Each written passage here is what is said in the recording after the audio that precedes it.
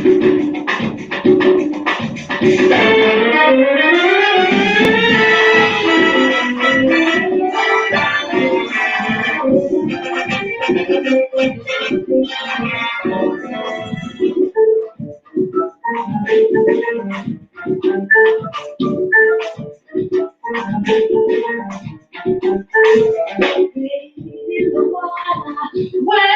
in the water, children, wade in the water. God's gonna trouble the water.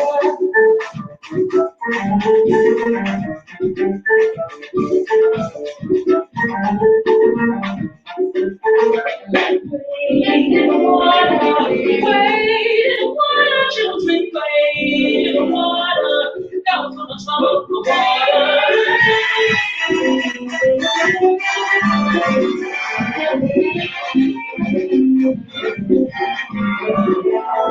Wade in the water, wade in the water, children, wade in the water. God's gonna trouble the water.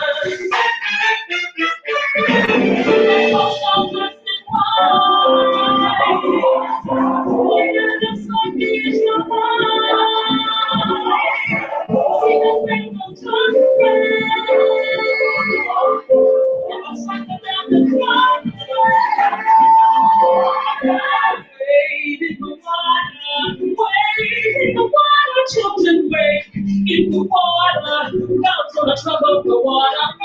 Wade in the water, wade in the water, children wade in the water, God's gonna trouble the water. What you are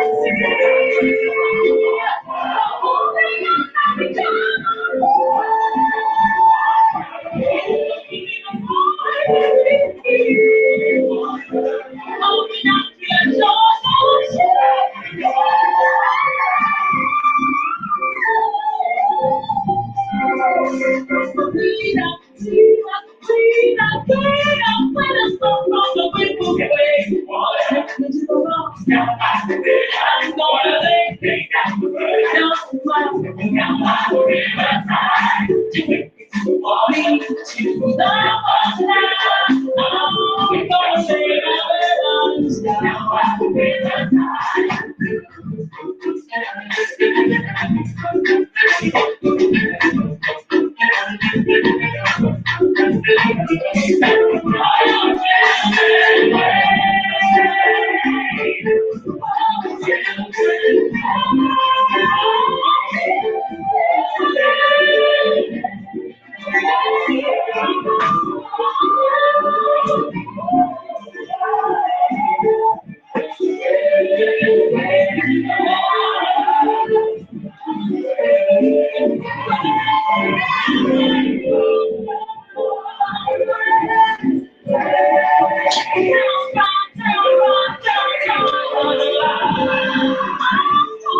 Good evening, everybody. I'm so different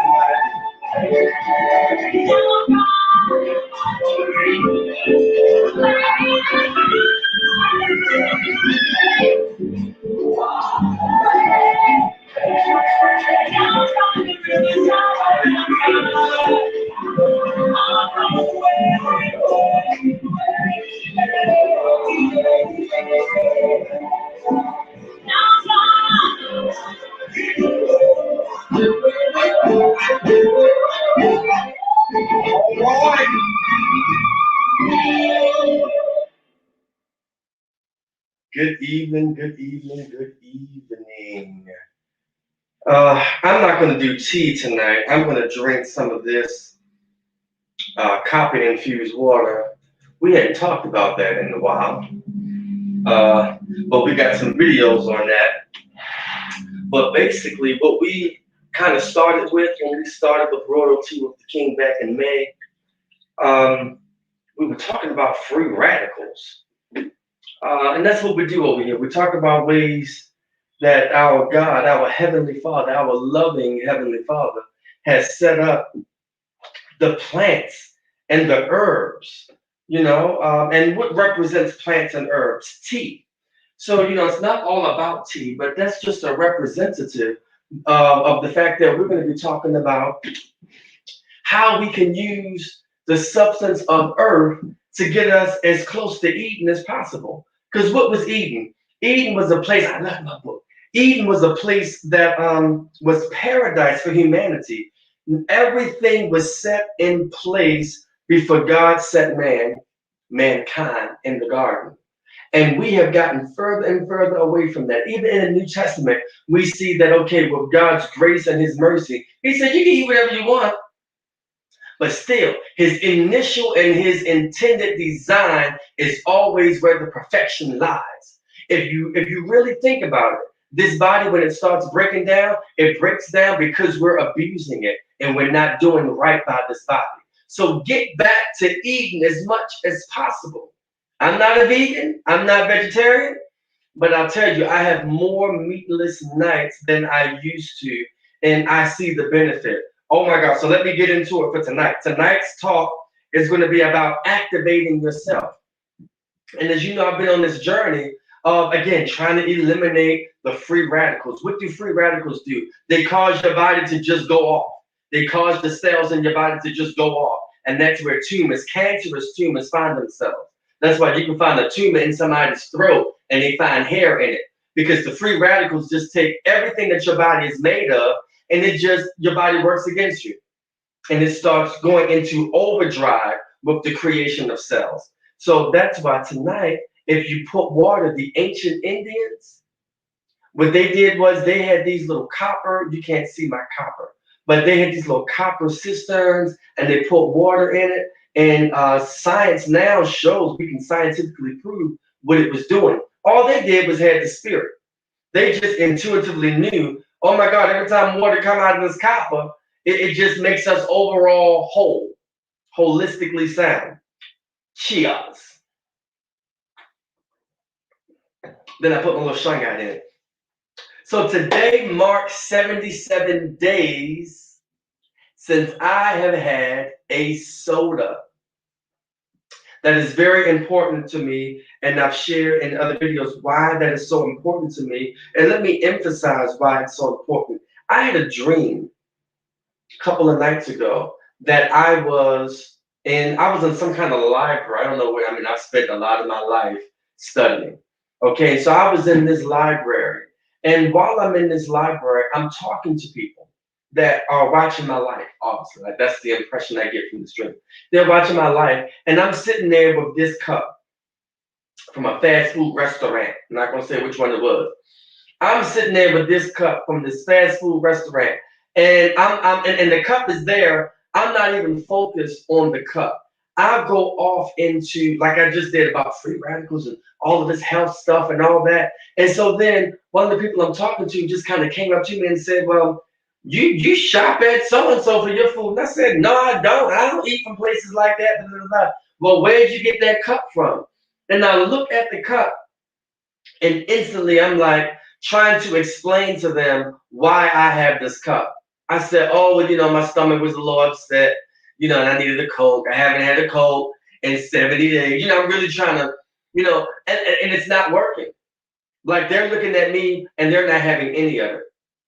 And when I finally wake from the dream, I'm tormented a little bit. I'm tormented. And I'm like, oh my God, I have failed these people. I have failed the folk that are relying on me for this particular type of strength. What am I going to do? My credibility is shot.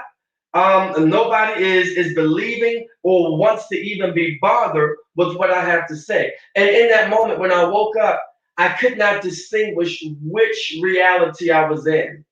Like I woke up and for a few minutes I was defeated. And I said, no, Michael, you had okay, your stomach was upset. Now this is the truth. When my stomach get upset, I wanted to have an excuse to sip on a soda because it's been so long and I've been addicted for so long.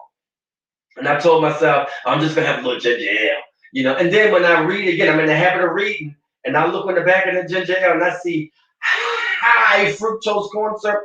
I look at that like poison now. And I'm like, this is non-negotiable. And I end up not doing it. So I go on the app and I have Whole Foods deliver me ginger beer.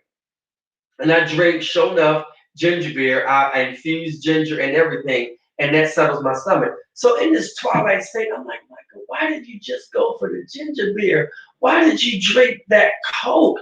Now your credibility is shot. And it took me a minute. And then when I started to come around and I realized it was a dream, then I started to rejoice. I started to get happy. I started to get glad. And I'm like, oh my God, yes, I still got my streak. And then like the day is 77 days, I'm like, yes. And then I told you a few weeks ago why that was so important. The reason why that's so important to me is because the Lord is showing me that you have it in you to be determined about something. You have it in you to be disciplined. Because I had gotten to a point where I'm telling myself, you're not disciplined. You can't be determined about nothing to save your life. Because sweets, eating all of these king size candy bars and all of this stuff. And so when I conquered the soda thing, now two things came up to me when that dream happened. It had me in the book that I'm reading is and I want to recommend that book in a second. But the book that I'm reading is about the brain. And I'm sitting there, and as I'm getting all this information about the brain, and this was a very pivotal point in my last few weeks in studying the brain. I'm like, Micah, you could not distinguish realities for a second. This is really interesting. That sadness that you experience, that defeat that you experienced in that dream was true for you. It was actual for you, and you acted on it with emotion. Like I'm all just discouraged and just almost distraught. And I'm like, as long as my brain, as long as my thought life believed it to be true, it manifested in sadness. It manifested in my reality as an adverse emotion. So when we're talking about activating yourself, we can't talk about activating yourself unless we really talk about who we really are at our core. What is it that we believe about ourselves and our thought life? Because perception really does become reality. And how do we calibrate our perception? Do we even know that we're operating from a perception that's bringing us down? That's calling us to spiral down in our thought life. We have to be able to address those things and look at it because it's keeping us from our destiny. It's that serious, but we think that it's innocent. Oh, that's just a thought. Me thinking about that ain't gonna hurt nothing. Because thoughts are cumulative. And the more you spend time in those thoughts, the more you are calibrating your reality. The more that you are calibrating the image that you have for yourself. For years, I would tell myself as a business owner, I told myself, I'm not a salesman. And I hung my hat on the fact that I wasn't a salesman. Because my firm was one that did not need sales. I did not need to be a used car salesman like professional. I abhorred it. And then I looked at it and I said, okay, Micah, let's look at this perception. And I got it. I said, okay, you don't want to come across as salesy because in your profession, it's very important that people trust you. And I said, okay, yes, that's true. Sometimes you got to write stuff out. And so I'm taking myself through this process. I said, that's true. And I said, and I went to a seminar that talked about the importance of entrepreneurs, business owners, harnessing the ability to sell with proven track records of how sales help the business explode. And here I am, I then hit a plateau revenue-wise. And I said, okay, Michael, you got to get a handle on this. What is your aversion to sales? Because as long as you keep telling yourself the narrative that you're not a salesman, you are not going to be able to transcend or go beyond this particular revenue point, this profitability point. So then I had this conversation with myself and I said, I perceive being a salesperson when it comes to things of the spirit. Of course, we'll never do that. And then when it comes to somebody bringing their finances to me, somebody being vulnerable enough to expose their financial life to me, I don't want to come across as salesy with that. Then I gave myself the appropriate narrative and I said, I'm an educator. That's who I am at my core. I educate you on whatever I need to educate you on. And in this situation, I need to educate you on my services. I need to educate you on my acumen. I need to definitely present myself as the stronger person in this area that you can lean on and not fall. I have complete strength and authority in this realm, and you can trust me to be that pillar for you.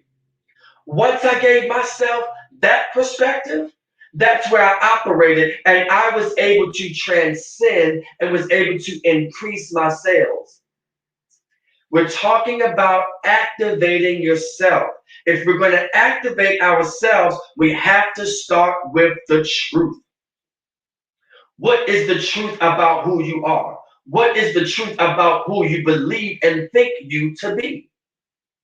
Whatever that is, if it's a thought, if when you think about yourself and if you give yourself now, the true you, now go into that dark corner in your house and think about you, not the you that you have to be in front of people that need to see whatever version you're used to putting on, whatever habit forming representative you're used to being for the sake of the people. Ah, who are you? Who are you? Not who you think you ought to be for somebody. Now, we have to think about who we want to be. That's important. Who do I want to be and who am I truthfully today? What is the gap between who I am truthfully today and who I want to be tomorrow or in the future? For me, I wanted to be a more profitable business owner, but today I have stagnant profits. What was the gap between me having stagnant profits and me having growing profitability? It was the belief that I was not a salesperson. How do I correct that? I just told you. So, how are you going to do that for yourself?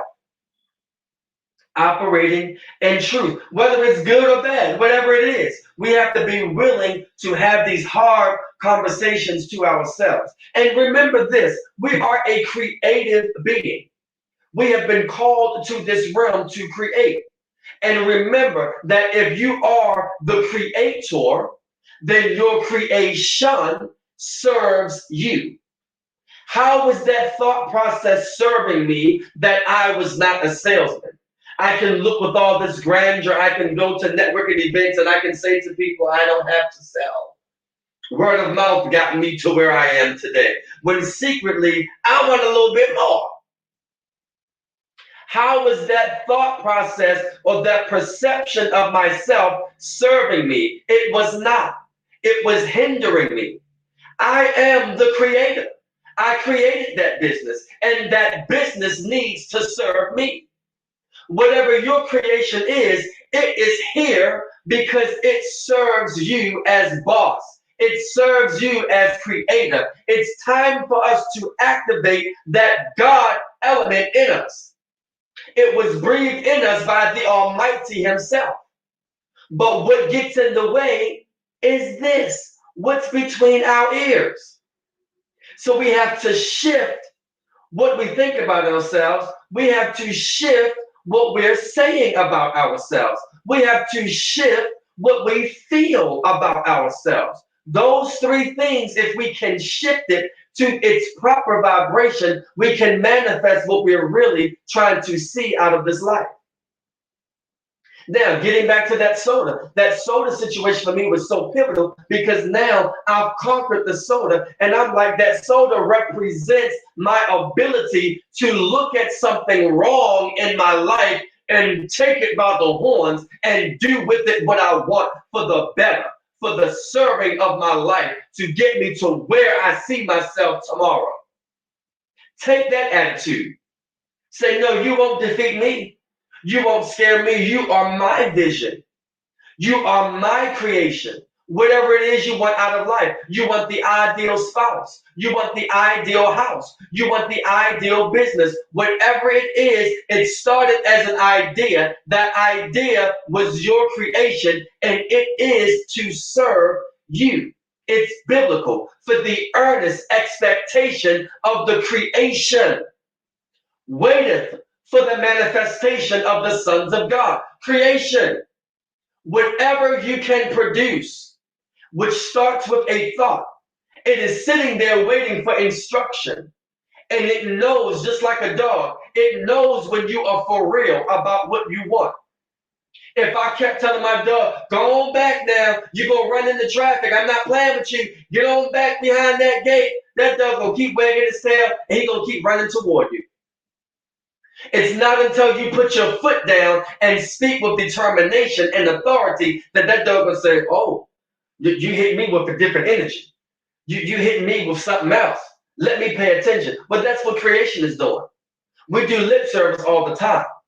Oh, I want to be a millionaire by the time I'm this age. Oh, I want to be this by the time I'm that age. And creation is sitting there with no slight to you. Creation is like, I'm waiting for you to believe that. I'm waiting for you to activate and really usher us into that. And until you do, I'm going to sleep. It's waiting for you to manifest as the true you that you want to be. Now, I want to talk about a few things when it deals with our holistic selves. And I want to talk about mental disorder. Real quick. We got about 10 more minutes. Mental disorder, one of the biggest mental disorders, or I'll say it this way. Mental illness is one of the primary illnesses that we deal with in this country. Anxiety. Or to say it differently, anxiety is one of the most common mental disorders that we deal with. And we always want to separate ourselves from mental disorder because nobody wants the image of a straitjacket. Nobody wants the image of an orderly coming to you with a pill and an injection and strapping you down and all that. That's what we think about. That's the image most of us have. But no, mental disorder can be something as innocent as your out of control anger and not being able to properly place anger within context. It's that simple. And we got mental illness going just rampant. Nobody's saying nothing. And so when we see anxiety, ain't nobody saying nothing. We got anxiety running rampant. That is categorized as a mental disorder when it controls your life. Now, anxiety can present itself, but you have to be the stronger person and say, nope, I recognize that anxiety would be likely. I can see how somebody can be anxious in this area, but you have to rise up and you have to be able to, through your filters, your filtration system, through a hygienic thought process, be able to delineate, okay, no, that's not for me. That's not going to serve where I'm going. I have to push back on that being for me. No. And all anxiety is fear being physically manifested. It's when anxiety takes over that it can, if you were to get diagnosed, a psychologist or a psychiatrist would categorize it as mental illness. Now listen, before we get to a diagnosis, let's engage in mental hygiene. How do you do that? The Mayo Clinic, which right now is the #1 clinic in our country, the Mayo Clinic says there are 2 ways to treat mental illness. It's through talk therapy and it's through medication. Now, I like talk therapy because when you do talk therapy, all you're doing is getting with someone who understands critical or cognitive behavior therapy. Somebody that is trained to hear what you're saying and lead you through a process where you can categorize your thoughts and appropriately realize what is true for your life. Just like me in that moment, if I would have let that dream, if I did not have the ability to separate that dream as being a dream from reality, I would have been mentally ill, not being able to do that. The fact that I had more of a command about my reality, and after a few minutes of being, I was able to say, ah, thank you, Jesus, that was a dream. And put it in its proper context, put it in its proper category. Never let anxiety overtake you. For God has not given us the spirit of fear. He has given unto us the spirit of power, love, and a sound mind. You must fight for the things that God gave you. You absolutely must. And how are you going to do that? How are you going to calibrate the filters of your mind? You do it through His Word.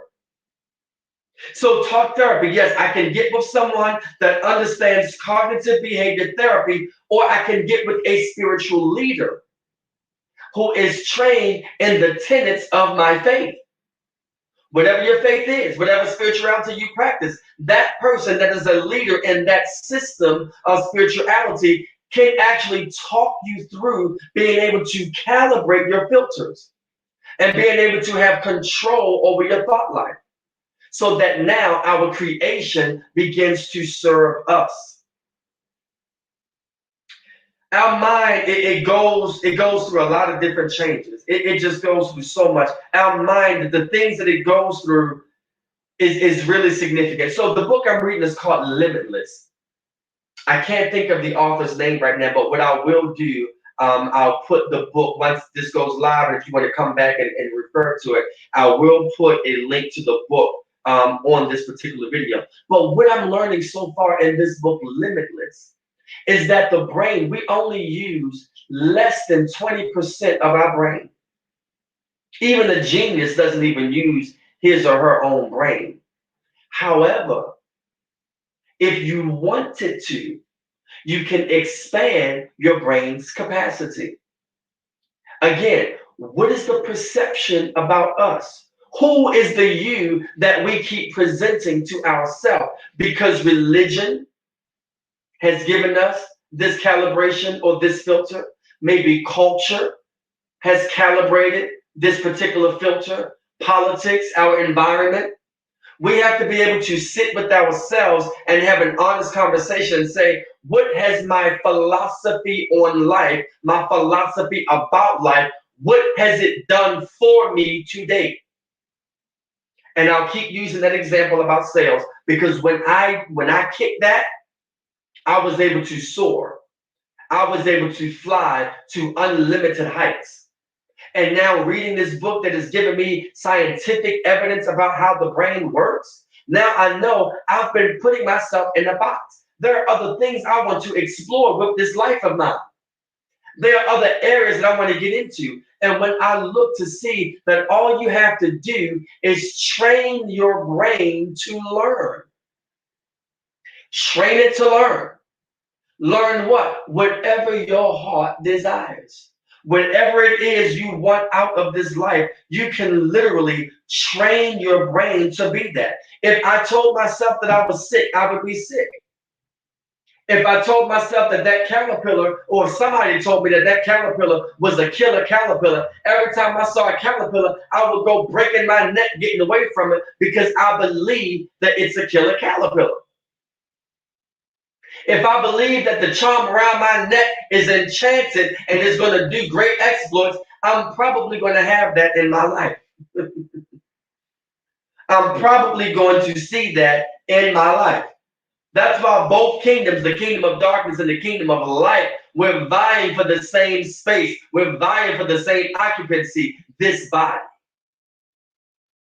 Because these principles are not exclusive to one kingdom over the other. It's exclusive to who we are as a creation, mankind. And mankind is created in the image of God with all of the rights, duties thereupon to appertaining. That's what my degree says. When university gives you the power, they confer upon you the power of that particular degree. They give you all of the rights and the duties thereto appertaining, which means everything about it. We have to learn who we are.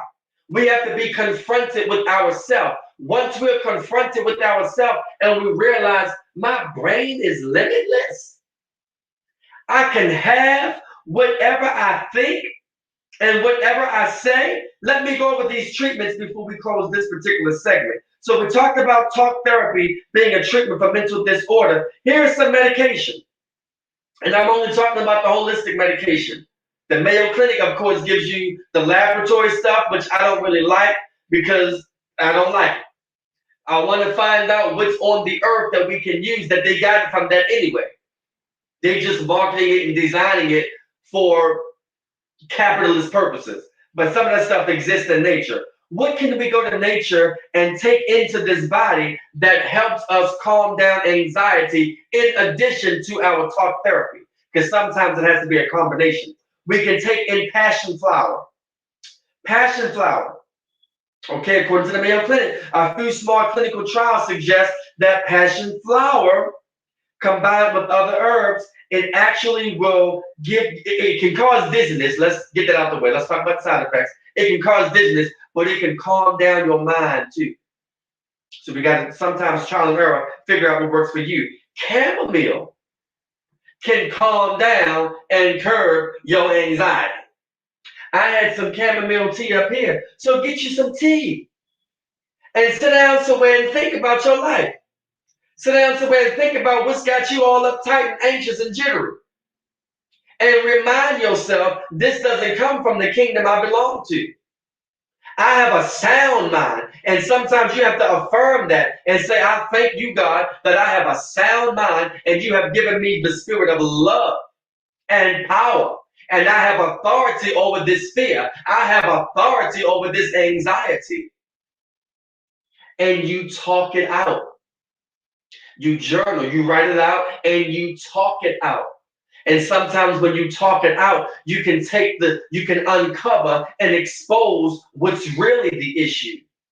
And once you've done that and figured out what's really the issue, just like with me with soda, I'm like, why is it so important that I not drink a soda? Because I need to know that I have the power to conquer. And I have demonstrated and proven to myself that I have the power to conquer. Now, guess what it's time to do? It's time for me to go to the next prince or the next giant in my life to defeat.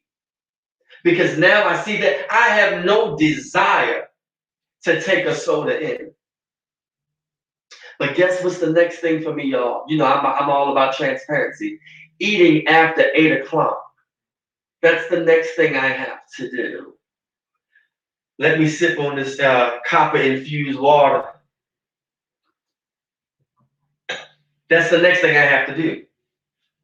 But you defeat your giants one giant at a time. Because God takes us from faith to faith to glory to glory. And so I'm telling you, once I get on here and I tell you, all right, y'all, I ain't gonna do it this week. No, I'm not. I ain't gonna do it this week. Because what time is it? It's already 7:30 and I want a snack. So once I get that down pat, I'll be able to come back on here and say, guess what, y'all? It's been so-and-so days since I've eaten after 8 o'clock. And then when I defeat that prince, I go to the next one. But guess what happens? You begin to ascend in the realm of the spirit. What do those practices, what do those habits represent? There's a prince, there's a spirit behind every habit that we have. But sometimes it presents itself as something innocent. And we say, well, I mean, I'm just eating my salad after 8 o'clock. That's all I'm doing. Well, I happen to want for my life a better life where my stomach is going down. And I came across some wisdom that says eating after a certain time will cause that stomach to be bloated. How bad do you want it? That's really all it comes down to, is how bad you actually want it. Lord have mercy. Let me mark where I left off at, because I do want to stick to a particular time on this, because something else I'm learning in Limitless is that the brain, in order to rethink and relearn how we learn, only give your brain 25-minute intervals of a topic. Now, you can go on for 4 hours if you want, but at every 25 minutes, pause, take a 5-minute break, and chew on it, and say, what have I learned? And for people that think that's a waste of time like me, because I've gone through multiple college courses and programs, and I'm like, no, I'll never be able to do that. But what do we end up doing? After because we want to get through a chapter. I just want to hurry up and get through and say, I read 3 chapters today. But throughout that week, we're going back. And when we try to do the homework at the end of that chapter, we don't know nothing. Because we done crammed it all in, because our goal was not to understand. Our goal was to get through something so that we can check it off and feel complete. But when we go and try to do the homework, it's like, wait a minute, what? And you're going back anyway. So slow down and invest the time in it. And take 25-minute intervals, take a 5-minute break, Ask yourself, what did what you just read mean? What did it mean to you? And once you've done that and you're able to call it back to yourself, then the suggestion is move on for the next 25-minute interval. However long you set up your study time, do that. But don't just read something just to get through it. That's just my little wisdom tip for you. But we are out of time. So guess what that means? It means we're going to have an Activate Yourself Part 2 for next Wednesday. But think on what we talked about in this session. Be honest with yourself. Who are you today? What's hindering you from being who you want to be tomorrow? Be blessed, everybody.